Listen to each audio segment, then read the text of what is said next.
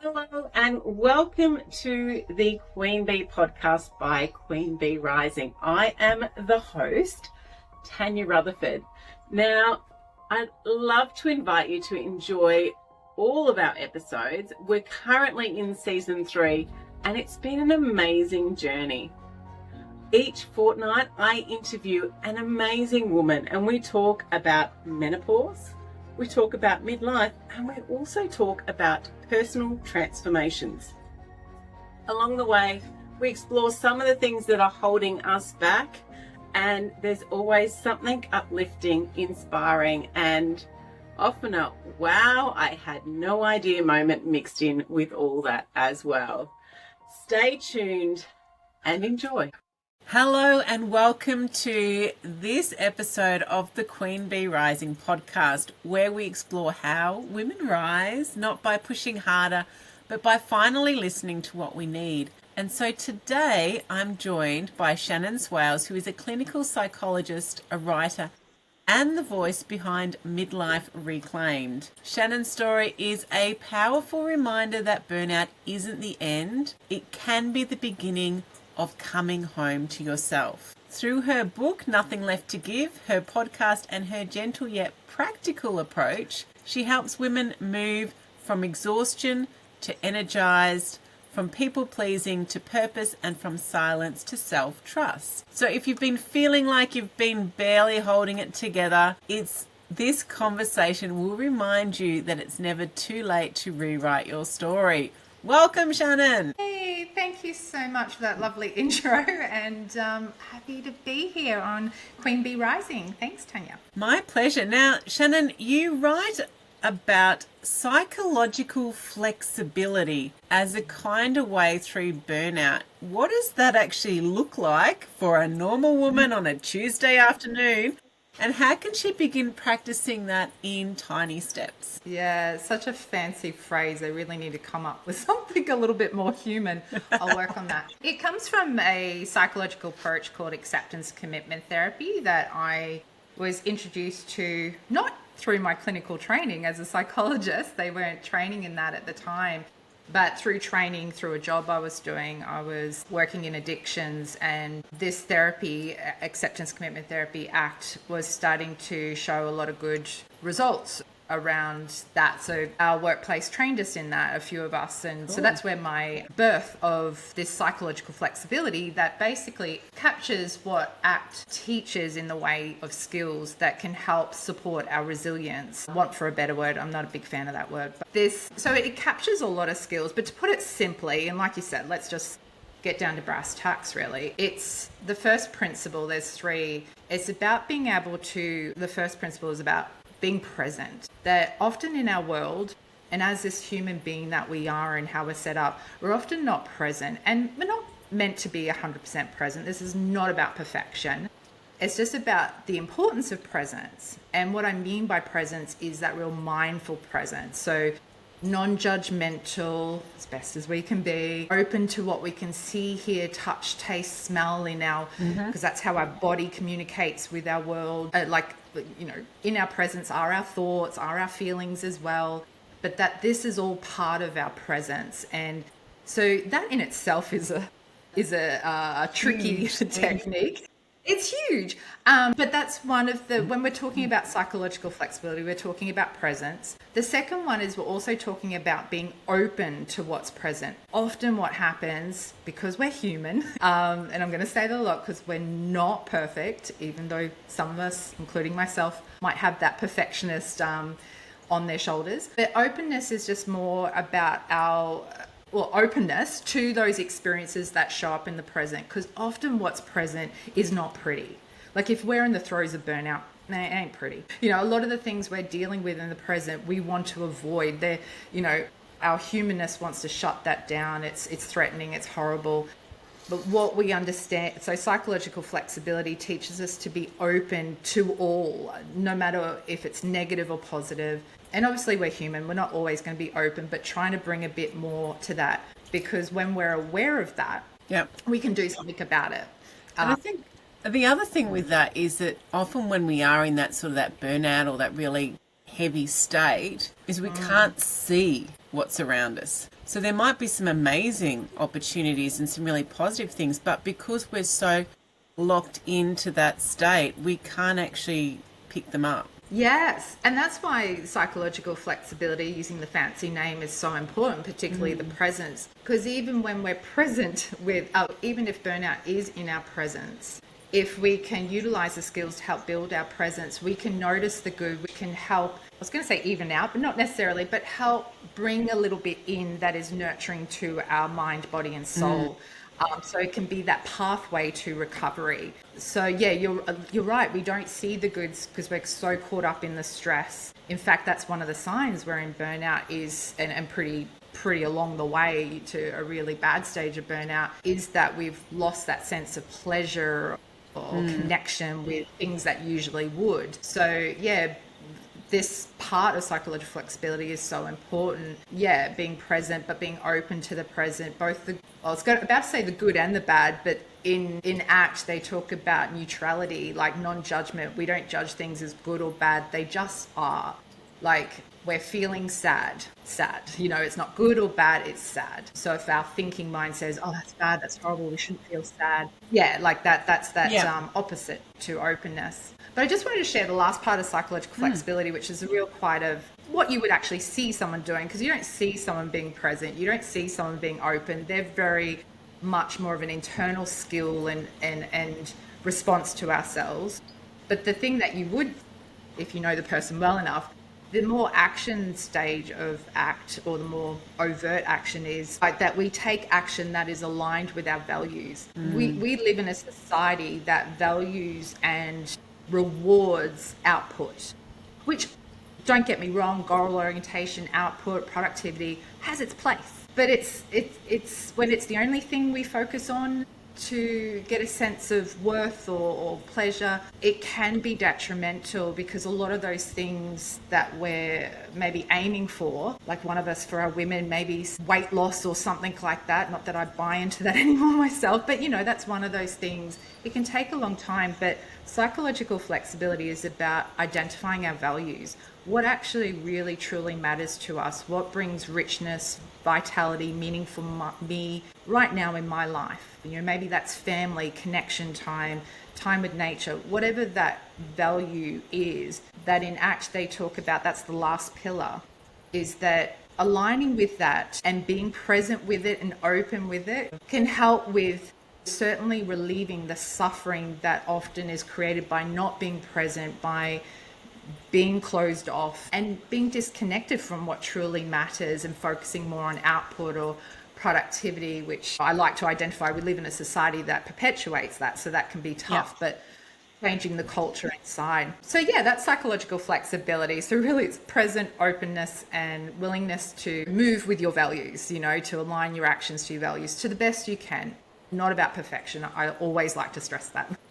Yeah, and it's interesting that, like, that focus on the doing. Like, I sort of see that it's almost like an obsession that we have, and we're kind of trained in that from when we're young. It's a very masculine kind of energy. It's that action, and I think we lose touch of all those feminine things, like the, you know, the sensing, like the being connected to our values and not giving in to those things all the time, and actually valuing what we have within us. And I think we really do lose that connection, no more so than when we're in burnout, because it's like that whole energy flow is so unbalanced and we've just kind of fallen in the hole. Yeah.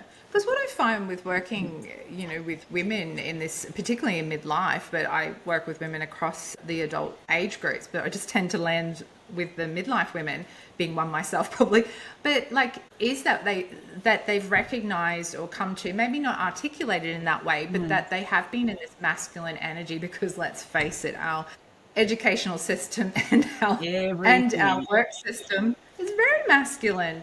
And most women coming up to midlife have been working and living in that system for a long time, and it's made them, and unawares to them, disconnected from their feminine. And I really believe it, and I'm still a learner in this feminine masculine energy, because as a Gen Xer, that was, you know, feminism bad, like, you know, upbringing and not really But no, I'm unlearning that. But that we need both, and that we're so imbalanced in the world, and that's particularly detrimental to women, I believe, but I think to the men as well. But that's just not my area of expertise. We need the feminine energy. It is important. It's all about balance, not 50-50, but balance. And I think that's a big part of what's creating burnout, or, and other psychological, social, spiritual, even biologically, really, all of it, health. We're not meant to go, do. It's not how the human is designed either. Physically, we're not designed for that.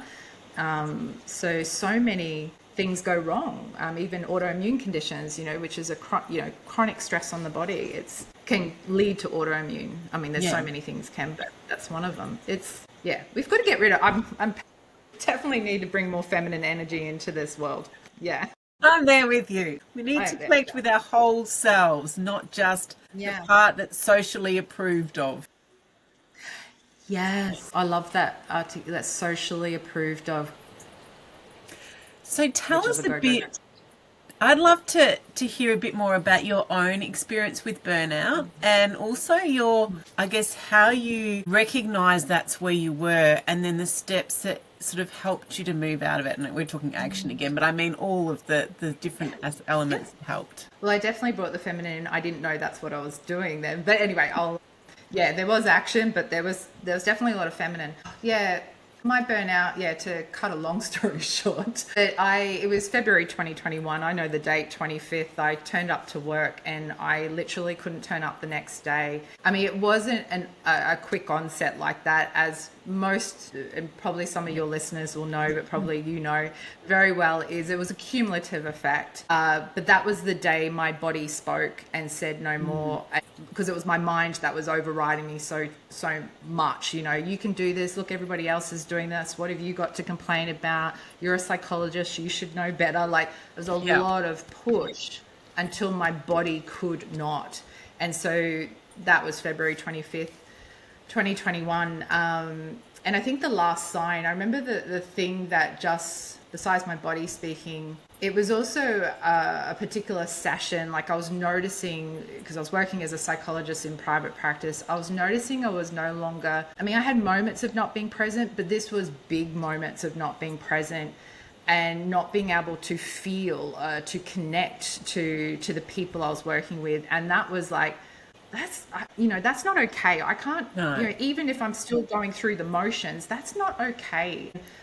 And it was probably going along a lot longer than I really truly recognized, but it was just really evident after a particular session. And I also recognized myself in this person as well. And I was like, well, that's not okay. Like, that I considered her and not being in a great place. And when I recognized myself, and I went, well, that means I'm not in a great place. Yeah. Crap.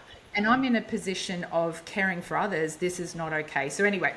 That's a huge awakening though, because often it's not until we actually break completely that we see it. But to be able to say, oh my God, that's me. And if they're not, then I'm not. It was a shocker. I remember speaking to my supervisor and getting a bit of guidance around that, and been working for her with ages, really beautiful woman. And she really helped me, was trying to support me during that time as well, but also then helped with I took the step back anyway because my body spoke, but she really helped me stay in that, because I was like, I'll take a month off, then get back up. Before she allowed me to make my decisions, but she was one of those compassionate people, gave permission to take the time, as well as the director of the place I was working at. She was also another one that went, once I told her, she was like, yeah, I noticed you weren't okay, and I'm here to support you in whatever you need. And that was getting hell out of Dodge, like, stepping away, which was a huge relief. At the same time, also a lot of shame and guilt and fear around the unknown, because psychology was all I knew. I'm child-free by choice, and so a lot of I mention that because a lot of my identity and role as a woman in society and just with myself was wrapped up in being a psychologist.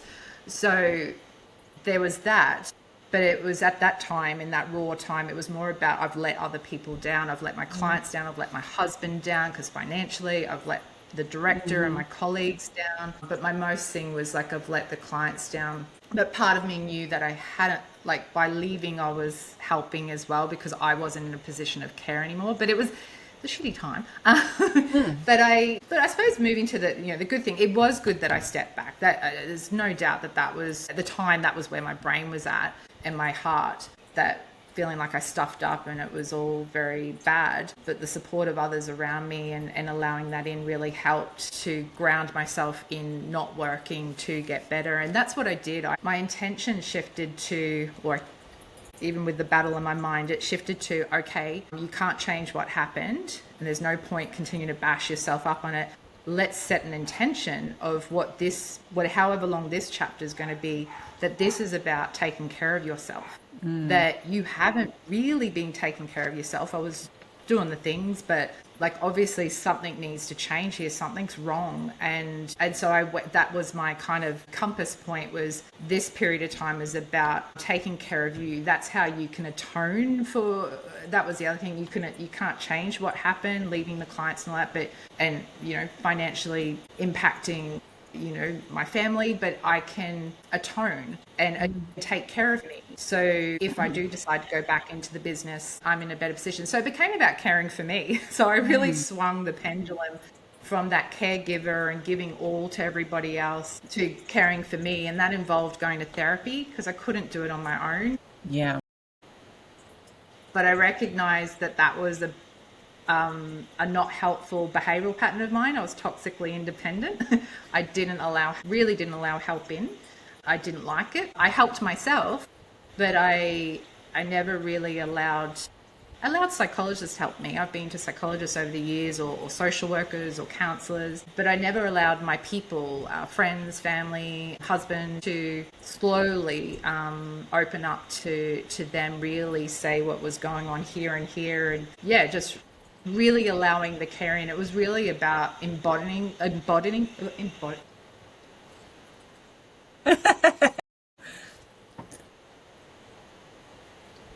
The people who loved me, I knew that people loved me, but actually letting them love me, I even remember, this is going to sound strange, because this was my psychologist I ended up seeing, and obviously it was a very professional relationship. But I remember when she came out into the waiting room and called me in, I just got this real wave of compassion from her, but body to body. And I was resistant. I just went, I go, I'm not sure if I'm going to keep seeing this woman. And this was just the energy field. By the end of the session, I was like, she's exactly what I need. And I don't know if I made the insight at that point, but I think that was the point that I realized I had a problem with allowing help in, really allowing it. Yeah. I find it hard to accept warmth from others, the real cuddly warmth. Not that I think she might have asked once, but it was just her energy. She's like, I call her the third compassionate woman that I met in that early stage who helped me. My supervisor, my director, they all have the warmth energy, and I really allowed that in. And it wasn't something that I experienced as a kid or a teenager. My parents are very loving, but they're not body to body loving.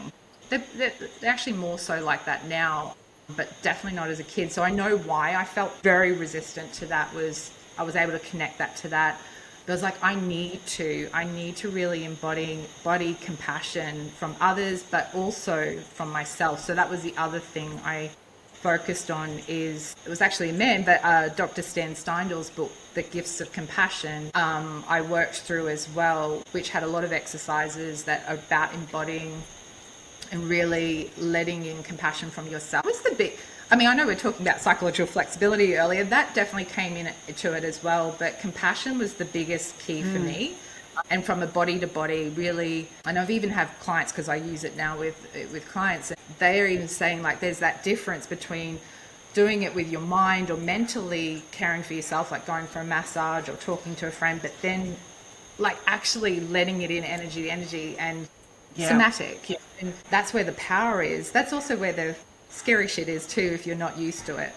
And I think that's, coming back to how we're brought up, if we've got to be independent women, we've got to prove ourselves.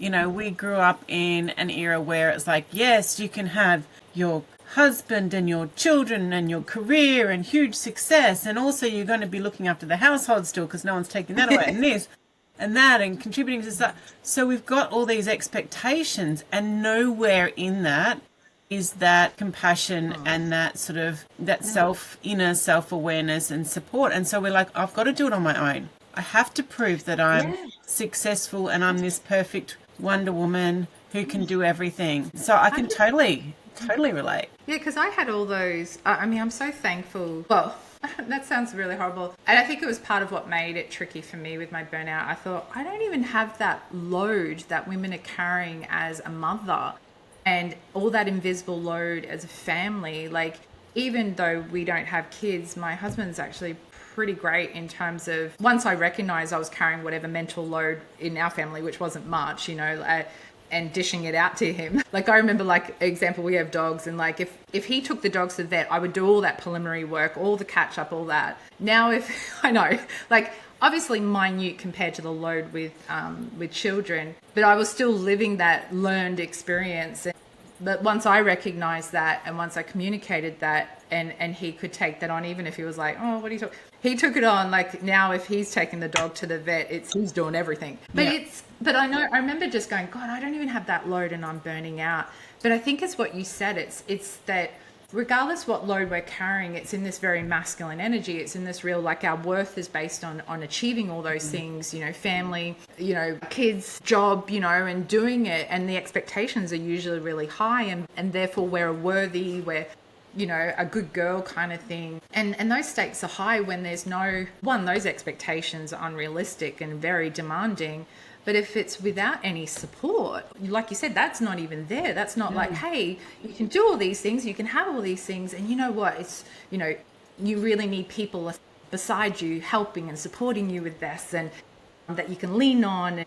And remember to be kind to yourself, or this is how you look after you, or, like, not as a checklist thing like they tend to do these days, must go to gym, must eat well, must stress management. It's like just add another burden to our already burdened existence. That's the interesting thing. Like, we have to work on these really ingrained cultural kind of things, because I remember when I first started doing the therapy and all that stuff I just mentioned, I took those things that I learned, the people pleaser, the self-sacrificer, the perfectionist, the your worth is based on achieving all these things. I started applying that to getting better. And I went, whoa, those things are what got me sick. What are you doing? And I had this moment that needs to change. And that's where I think the psychological flexibility stuff really helped. And I already had that, like, I was already applying that to myself. I just really needed to work on that in that time. And the compassionate stuff, of course, was huge in helping me let go of those, I like to call them parts of me. I let go of those parts of me. I always, like, my perfectionist, I'm a recovering perfectionist or recovering people pleaser. They spent a long time with me, so I still see them as there, but I don't act on them anymore. Like, try not to. I'm human. But they come from culture. You're not born with them. That was drilled into us by, I think, people that didn't mean bad, but it's not helpful. It's just not being helpful. Yeah. So tell us a bit more about the compassion side. So I know you talk about 3 flows of compassion. Do you want to break that down for us? Yeah, I love this. And whenever I share it, it tends to be met with positivity, like people tend to like it. But it can be a little bit confronting as well. So it comes from another psychological approach called compassion focused therapy. So I haven't come up with it myself. Dr. Paul Gilbert, another man actually from the UK, I think he's a clin psych. He's retired now, but he created compassion focused therapy from a place of recognizing as an early career psychologist that the current models weren't necessarily helping. He was noticing a lot of self-criticism, a lot of shame. And so the therapies he was using at the time weren't really helping with that. And this is so common amongst our women. The women I work with, including myself, so riddled with shame, so riddled with misplaced guilt and self-critical thoughts because we're not living up to those expectations, right? Because no one can really. It's unrealistic, it's perfectionistic. And so we end up with this self-critical shame experience. And anyway, so this CFT, as it is called for short, one of the things in it that they talk about, one of the models is the 3 flows of compassion. So one of the flows, which a lot of women are, particularly midlife women, but I think across the board, we're very good at compassion out. So this when I talk about compassion here in the three flows, I'm talking about the noticing of suffering in self and others, and taking action to alleviate or support that suffering in self or others. So that's what we mean by compassion. So it's not exactly kindness or love. It's a real motive and action. It's like I see suffering and I'm going to take action. So that first flow, the first one I'm mentioning, is outwards. Women are particularly awesome at that, and they're really rewarded for that because that's our role. And hey, and some of us, that's really important and continues to be an important aspect of themselves. But there's a lot of that going out, and there's these two other flows that are important to our health and well-being, and those two are compassion in. Now, I think it's interesting that there's two that are all devoted to compassion in, and there's just one devoted to compassion out. Yet most of us women have been socialized to do the out. So the other two, one in is the one we've been talking about, the allowing compassion in, that I was really bad at from others. And really allowing that to seep into your body, really somatically allowing that, not just mentally. And the other one is self to self. So how we treat ourselves and treating with that intention is, oh, I notice, like the other day I was having a particularly bad day and I was like, oh God, I notice I feel really heavy in the chest today. I feel really low. And so I'm noticing that suffering. And then I decided it was a busy day. I had stuff, but I was like, hey, let's go out. And there was a nice sunny day. Let's go out for 5 minutes during our lunch break and just allow the sun to beam down on us and really allow that warmth to seep into your body as a way to support that suffering. And so that's, I suppose, a little bit like, that's an example of compassion in, but that self to self in is needed as well. And it's a really important one because we can't always rely on others to be exactly what we need in the moment. They might be learning. I know, like, I've had to do a lot of acceptance around my husband and his want to problem solve rather than listen, which he's been socialized into. So he's doing his learning and unlearning, and I'm lucky he's willing to learn. But we can rely and build that in ourselves, so that's always there. And then I've got certain people that are in my life that are more able to meet and anyway, there's hope to find others who can. But I think it's so important to have the self to self, just because others are flawed just like we are, and learning and unlearning, and so it's that relationship with self is really paramount. And I wonder if part of the challenge with that for many of us is that it's like we're not allowed to. We have to be the strong ones. We have to carry things on. It's not okay for us to actually stop and look after ourselves, because then it's about us and it's selfish, and we need to actually... So all of that conditioning... Yes. Often a lot of the work, and I but I want to acknowledge Dr. Stan Steindl in his work and sharing this with me, because I've learned a lot from him with compassion. He talks about most of the work when we're learning to allow compassion in from self or others is in dealing with those blocks, resistance and fears we have around it that are usually, we're not born with them, they have been conditioned into us. So therapists that work in this area that are trained in being able to help people, and if you're finding it difficult doing it on your own, you're reading a book, I really recommend having, if it's accessible to you, some sessions with someone experienced in the area, just to help to deal with the fears, blocks and barriers, that resistance that maybe you don't see, like because sometimes they're really ingrained in us. But that's a lot of the work, because I'm being selfish, or I get the one, I don't have time for this, or it feels bad in my body. It just feels like I want to push it away. And so, the threat system, fight and flight, we find something different. And sometimes it's just, I've never experienced this before, so it feels weird, that change. And so, working on the fears, blocks or resistance, which just is a way Stan kind of articulates those things that you're mentioning that we've been conditioned into, and as people in our society, even like think about with men and not being socialized to talk about their feelings, which is a really important part of compassion, is the noticing of sufferings, the noticing of our feelings. And yeah, it's just bad. And yeah, women have been socialized to, it's not about you. And if it's about you, you're being selfish. And it's all about taking care of everybody else. You're a mum. That's what you should do. You know, I don't believe any of that crap, but that's the crap we're fed. But sometimes we think we don't believe it, but inside at some level, we're carrying that belief, even though we don't realize it. 100%. Like, we've resolved it up here. I often talk about it with my clients. We've resolved it up here. Like, we're logical, wise women. You know, we can, you know, we've heard this and we're like, well, as soon as we hear this, we're like, yep, that makes sense. Yep. But the body usually takes longer, right, to feel comfortable with something. She needs to experience it. She needs to experience compassion and really allow that in. And that means, you know, definitely, you know, when we're doing something that feels wrong, even though we know it's right, you know, it takes a willingness, it takes courage. Like, they actually talk about compassion being courageous, because it is stepping into a zone that doesn't feel right, especially for us women in the conditioning. And so we need to take baby steps. We need to go slowly. A lot of the skills around compassion are really just tiptoeing ourselves into it, you know, because of that, because of the body, you will freak out. She takes a lot longer to learn things than this guy, you know, because she needs to experience it. And this guy often, you know, when the fear comes up about experience it, shuts that down. Like, no, we can't go there because, you know, our mind is a threat, you know, protect machine.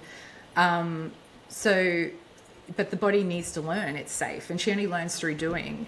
So we take baby, gradual steps, do it with somebody else, you know, sometimes that body doubling, right? And so a therapist, or, you know, sometimes it can be a peer or a friend, where you're doing the same thing at the same time, reading the same book about it or whatever. But we need that gradual exposure. Sounds like a new type of book club we could have. Yeah, 100%. I love bodying book clubs, but yeah, you know, because there's so much great books out there. Don't get me wrong, I love it. Like, especially written in the self-compassion and compassion era, and I've read a lot of them because of my own journey and what I do for a living. But I think the missing key, though, for a lot of us, because this is hard, you know, is having someone we can do that with. It doesn't have to be a professional. It can be our peers.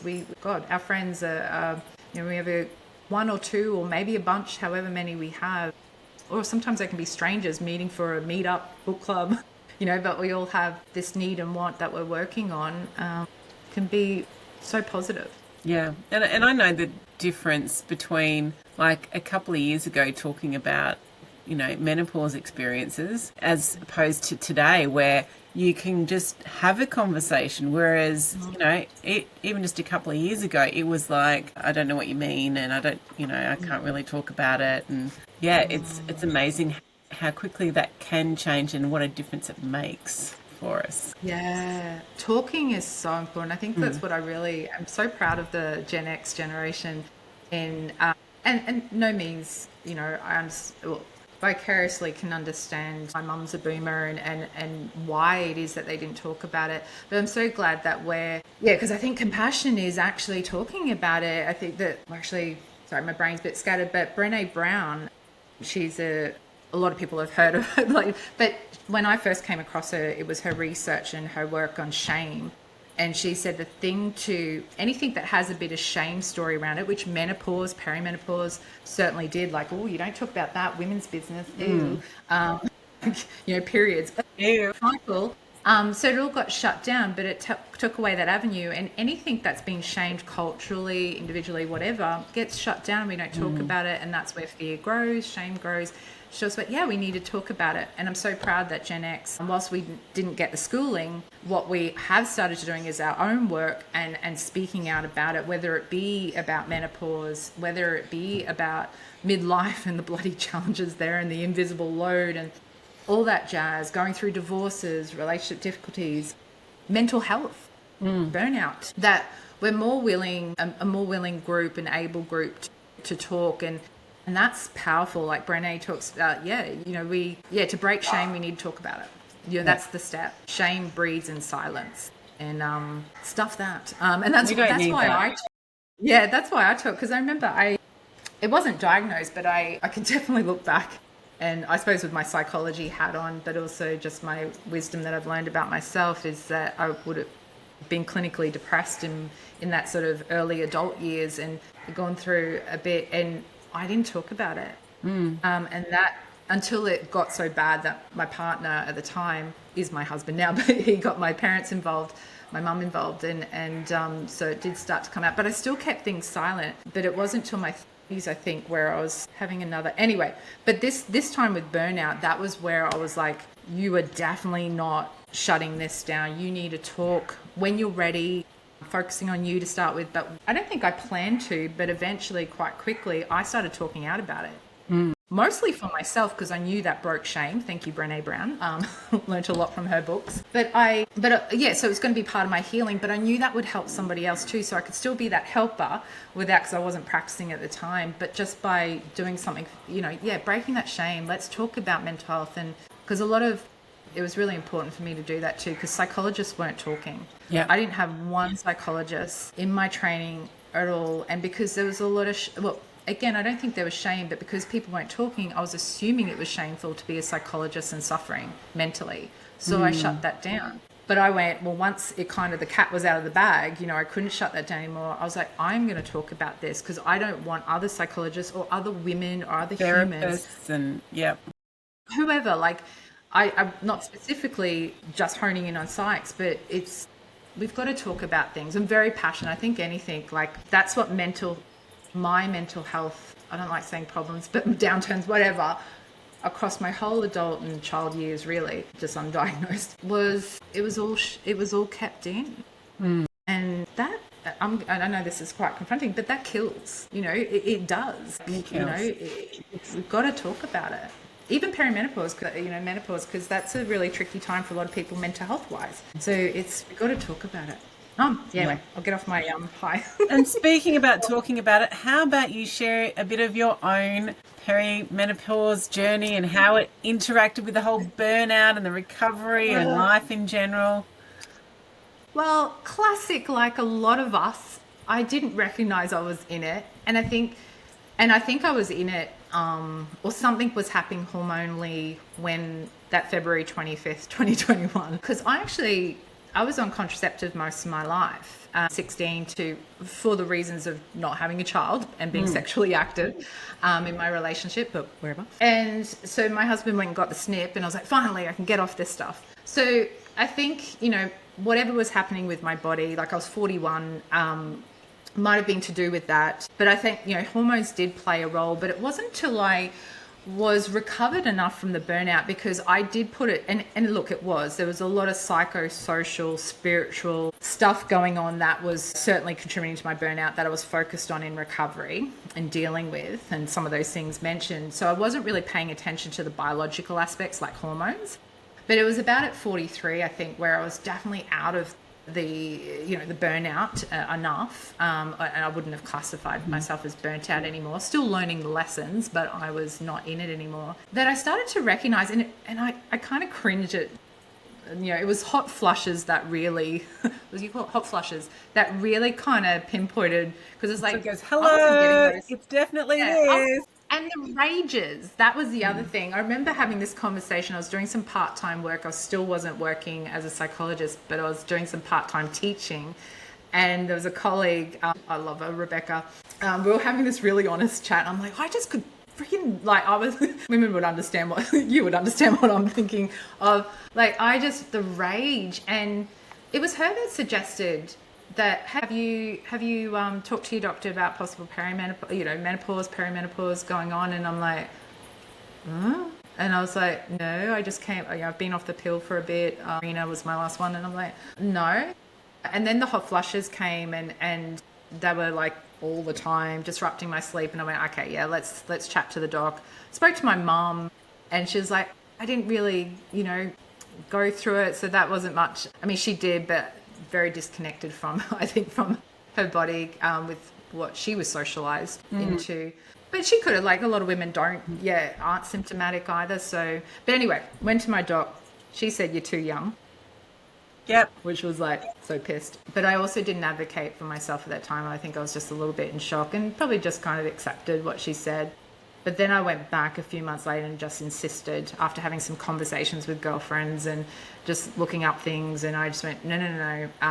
Ticked every box of perimenopause symptoms. I remember when I went through a list, and I spoke to both my sisters, but they were not really, it just didn't go anywhere anyway. But and the next time she did take a little bit more of a thorough assessment, and they did do bloods, but I know they're not always or going to. We did a couple of blood test rounds, and anyway, it confirmed, everything confirmed. She's like, oh, yes. So then that was where I then started what I decided to go on to help, and did help, definitely helped.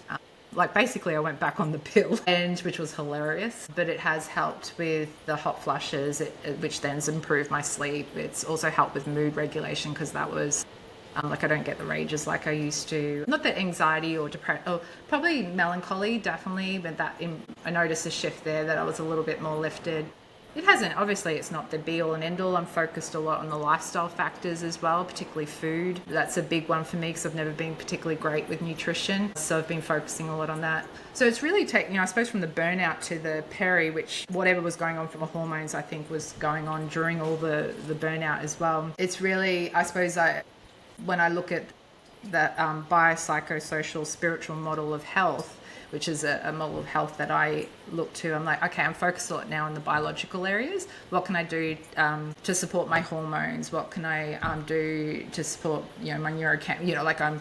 Let's focus on that area, which then helps with the psychological, social, and spiritual area as well. It all helps each other. So anyway, hopefully that answers your question. That was my, and I'm still going through it. I'm still perimenopause, and there's definitely some interesting things that I'm noticing, particularly around gut. Because I think the chronic stress that I lived in my life for pretty much, I think, since teenage years till 41 has done quite a bit of damage, and just other things. Yeah. I mean, I've done a lot of good things too, but I'm just really focused on helping my body out as best I can, and focusing, lifestyle medicine. I'm all for medication as well, where it can be helpful, being informed and having, and even though my doc was a little bit, not so great, I had faith in her, because we had worked together a lot. I knew she was open to feedback, and that's important to me, and corrective experiences. So that's why I chose to stay with her despite that. And I know often doctors are ill-informed and ill-trained in it, and she was willing to improve and has, and it's been amazing since. So some people go, why did you stay with her? I'm like, she has the interpersonal skills, she has the feminine. I think that's why it's like, I can work with that. And I think when they're open, like they're asking you, how does this work, and what's this, and they're open to the fact that you may be more informed in that, whereas we're not used to that idea. We're used to thinking of our GP as being the expert in everything. I mean, how unrealistic is that one? Yeah. And not really, accepting that they're going to be learning about it as well, because it is all new science. Yes, that's it. Yeah, and that's what I got my head around too, and also my own behavioural patterns that learned that, not that I mentally I was like, GPs don't know everything, and I did hear about and understand that their training is very lacking in the menopause area, mostly because the research isn't there, but or not there till more recently, but just not having any training in it. But really bringing that into the room and compassionately, but also for myself, standing up for myself and what I need, and advocating, and that's okay, which is new for me when confronted with experts. Like, I can do that with a fellow psychologist as a client, but I find it really hard with men in authority, funny that, or white coats, because we brought up in the era that what the doctor says goes, and I don't believe that. But my body found it really hard to do that in the moment when it was challenged. Yeah. But I was able to go back and, I had some friends behind me in spirit who've dealt a lot with their health, particularly friends who've been through and continue to go through chronic illness, where they've built their resilience around that, and which really cheered me on to be able to do that. And it was a great outcome. If it wasn't, I'd go see someone else. Yeah. You got to be real. Now, you mentioned that about the rage. Now, I know also you talk about midlife anger as a message. Oh, yeah, I do too. Yeah, that's right. I remember talking about that. There's a lot of, I mean, when I get inspired by something I've heard or read, or someone said something or whatever, or just it comes up, and then I write about it, and then I'm like, oh, what did I do? Well, I think along the lines, I suppose what I mean by that, with midlife anger, that anger is one of those emotions that as women, has been trained out of, well, not trained out of us because we're human, we feel it. We're not supposed to feel it. We're not supposed to experience it. It's naughty. It's bad. And not to express it because good girls don't, right? So often, and with menopause or perimenopause, it's one of those things that, well, we kind of feel outrageous. Yeah, and because people are speaking out and we're more aware of this, we can feel that anger, that injustice between what is and what it should be, or what we'd rather it be in terms of like the invisible load or whatever that gap is. I talk about whenever there is anger, there's usually a gap between what is the reality and what we'd rather or what we believe or wish it would be. And that I see anger, with midlife, because we haven't been allowed to express it or feel it. And in order to live in this human body, we need to allow our anger to be present and to be expressed in obviously safe ways for ourselves and others. But the emotion itself is, emotions are information. And I feel like it's a really beautiful time to learn to embrace anger and learn to know what your anger is about, or to respond to your anger where you can, because sometimes we can't give anger what she wants. It might be something we haven't got the power over closing that gap with, but we can support that feeling of noticing that gap between, again, I'll use that example of the load, the invisible load. We can still speak to our anger. We can be compassionate towards our anger. And whilst that doesn't resolve the big issue, it does help your nervous system and your body in that moment. It shows, hey, I hear you, anger. It sucks. It's wrong. And hey, can't solve it for you, but hey, or hey, maybe we can, be loud on social media or whatever. There might be an action step, but we can still be compassionate. So I just think, midlife anger, it's more that we haven't been allowed to, but let's embrace it. Like, let's allow it to be here and tend to it compassionately, which can look like, can I also say, like, compassion doesn't mean just that tender compassion where that warmth and care, but it's also courageous. It's also about taking steps, like maybe that anger saying, hey, let's talk to our friends about it, or let's advocate for ourselves in our relationship and talk to our partners where it's safe to do so, to, about this distribution of invisible load. Let's hand this over, like I was able to do with my husband. Let's have this conversation. So that's what I mean. Yeah, midlife anger, it's just time to allow her in. Well, and I kind of wonder if it's perhaps part of it is with all our hormones changing and how that affects like our brain chemistry and everything else. It's like the filters are taken away. So when we feel something, we feel it so much bigger and louder. It's like it's saying, I've been really patient with you and now you've not been listening and now I'm just going to bang down your door. And it's really, it is telling us, okay, there's something about what's going on, whether it's the situation or it reminds you of something or the person, whatever it is, that this is not something that is in alignment with your values and where you feel you need to be deep inside. So you're not listening. Yeah. I'm just going to let you know, you actually have to start paying attention to this if you want to feel better about things. I think it's kind of cool that if you get to experience, because again, not everyone will have the symptom of rages from that the neuroendocrine event that's happening in their bodies that we can feel. But it helps us to wake up to the anger that has been there really all the time. We just, have suppressed it for those reasons we mentioned, and actually just have a look at our lives and where we're misaligned. I love that you brought the values, because it can be that gap that, we're not in alignment with that, and take this as an opportunity to allow that anger in, to have a different relationship with her. Like, I often find that women, when they talk about their anger, that often they use the words annoyed or frustrated, when actually they're really... Yeah, but when I gently challenge and just go like, is it frustration or, anger, or are you pissed off? Yeah. Like just get pissed off about it. Because there are these different levels of, or different descriptive words of, and I don't want to like, hey, if it is annoyed, it is frustrated, fine. But like, because we've been socialized to be quiet and not allowed, we're often using those more lower level anger words. But is this actually really anger, pissed off? Like, it's okay, like, I suppose me being a person outside of them who, not that they need permission, but just really bringing that up, for them to connect with their bodies and go, yeah, actually I am. And some will go, no, this is frustration, but I hear what you're saying, and there's other things that really anger me. Yeah. So that awareness is really important. Yeah. Yes. And I love using it, so hopefully the expletive's okay, because when something really annoys me, I do go into that. Well, I think we need to. We've got to use what words and motions and everything else that help us to express it so that it doesn't get stuck in our bodies. Yes, because emotions, they are a body thing, and they will stay stuck. There's actually, just reminds me, there's this really cool book by the Nagorsky sisters, Emily, and I always forget one of their names, but they wrote a book on burnout, unlocking the stress cycle.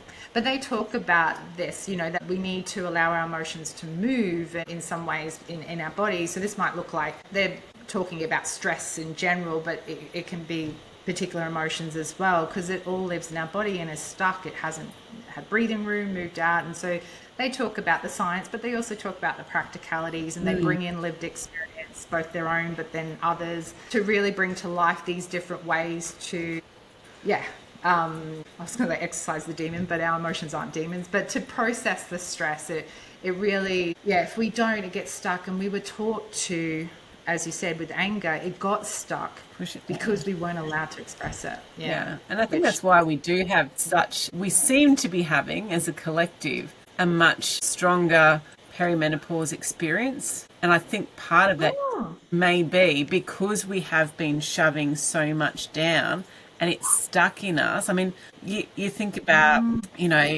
chronic illness, autoimmune disease, which you mentioned earlier. I mean, they have actually done studies where if you can move the emotion out that's stuck there, that illness or that condition actually improves. So, it's an interesting space to experience. 100%. I've had the same thinking around perimenopause, and that I don't know what the statistics are, but it does seem that people are having more symptomatic perimenopause. And yes, what's creating that? And certainly one of them I really think about is, the emotional suppression that we've been culturally taught, which we know has a very physiological response in our body and psychological. But also, I also think too, all of that load we're expected to carry and expected to do really well at it in order to feel worthy. And doing it on our own. So that chronic stress level of that no woman or person should ever be told to carry, because they will break and do break. I feel like that must contribute, because I remember at this menopause summit that I went to, and they had many speakers, mostly health professionals, but researchers, just people passionate about the area too. But they were just, I don't know why I brought that up now. I'm like, where did my brain go? But I think just the importance of stress management really doesn't cover it, but they were just talking about that importance of psychological health, and particularly around managing stress for this time, because hormonally, obviously with estrogen and declining or doing its thing, we don't have that aid with regulation.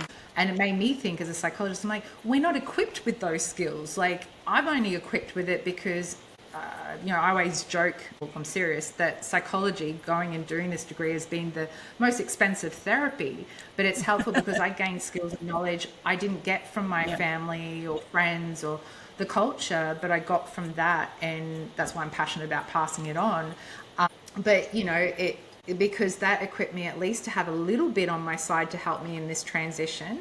But so many women don't. They don't have this knowledge or wisdom, so they're playing catch up at this age when they need it most.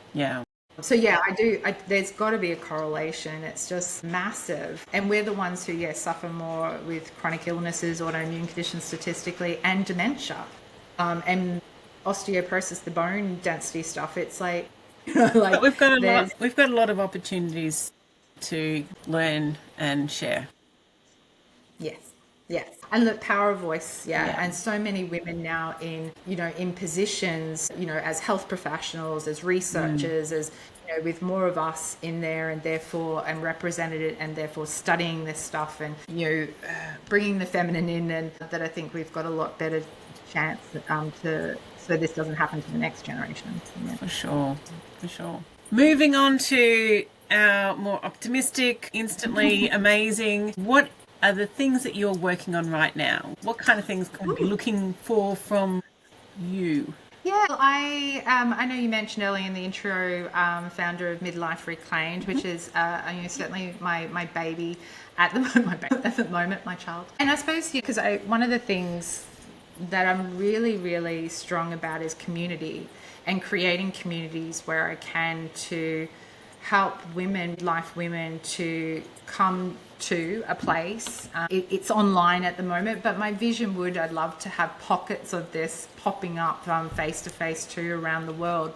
But at the moment, Midlife Reclaimed is an online community for midlife women who are burnt out, overwhelmed, stressed out, but it's a gentle place to land. I made it a place that it's not another program or to-do list. Whilst there is information and resources, it's not a step-by-step program. And that might be some people's jam and, go for it. But mine, it's really this gentle space where there's reflective practices, mindful practices, definitely infused with psychological flexibility and compassion. I definitely bring those in. But it's really just about providing an opportunity for women to be held, to be supported, to have a quiet space to land, to be in the presence online of other women. And we do meet live, but we also, I think you call it asynchronously, can connect in this system as well. So that's my current only really, I suppose, pilot and a bit of tweaking and stuff over the last year, but really launched in July. But it also connects with my podcast, which is of the same name, Midlife Reclaimed, and my blog that I do, because I love to write and I love to chat like you do.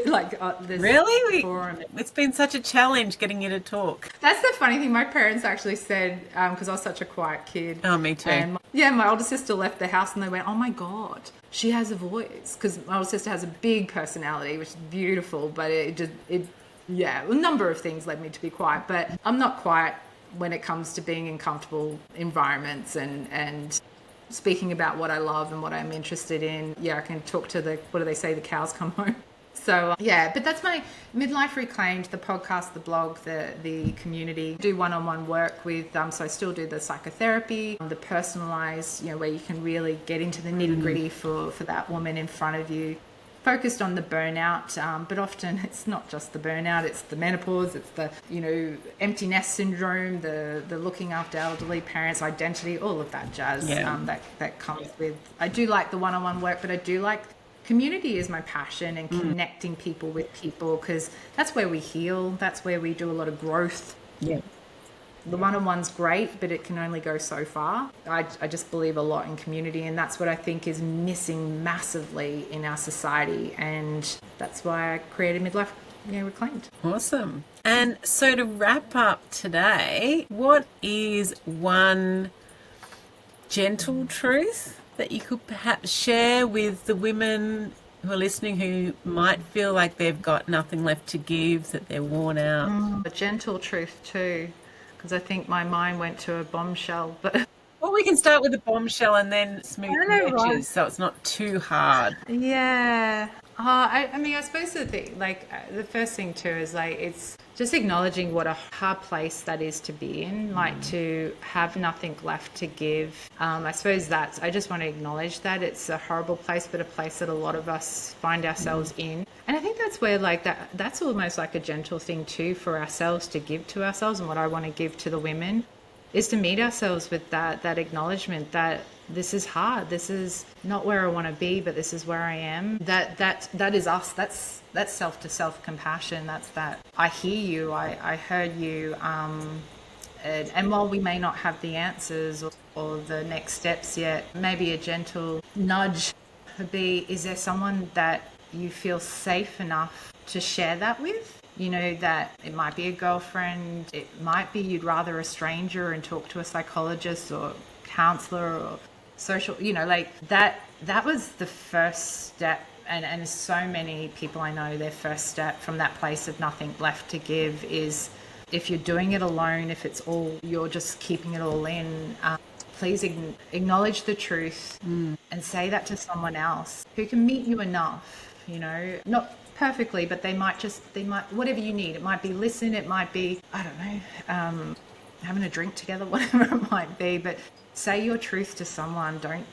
Don't just say it to yourself. Say it to someone that, yeah. Because you never know where that conversation might go or how that would make you feel. Yeah. So it was gentle in the end. It wasn't a bombshell, I think. Well, thank you. That was good.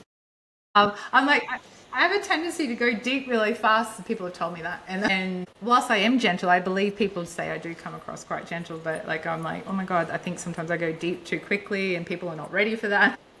It's all good. It's been a great conversation, Shannon. Thank you so much. And thank you for reminding us that recovery isn't a quick fix. Like it's about relating to ourselves and really coming back into ourselves, and that it is really important that we're not trying to struggle on our own, that we are social beings and we need the support of others to actually be that strong person that we think we need to be. Yeah, Lean. So for our listeners, if you would like to explore Shannon's work, you can find her through Midlife Reclaimed, the community and podcast. And she also has her memoir, Nothing Left to Give, on her site, which is shannonaswales.com.au, or as I like to read it, shannonaswales.com.au, which we'll put in the comments. Without the AU though, just .com. Oh, is it .com? Oh, I apologise. Yeah. Even though I am in Australia, so you would assume AU, of course. But yeah, I don't know why I've got that there. There you go. I must have just been assuming things. Very dangerous. Easy, but we all do it. Now, if this episode comforted you, please share it with a friend who may have been holding things together or trying to hold things together for too long. But if it does feel confronting, then definitely do speak with someone, because it's really important. And we do rise better when we rise together. Thank you again for joining us, Shannon. Thank you so much, Tanya. It's been a pleasure.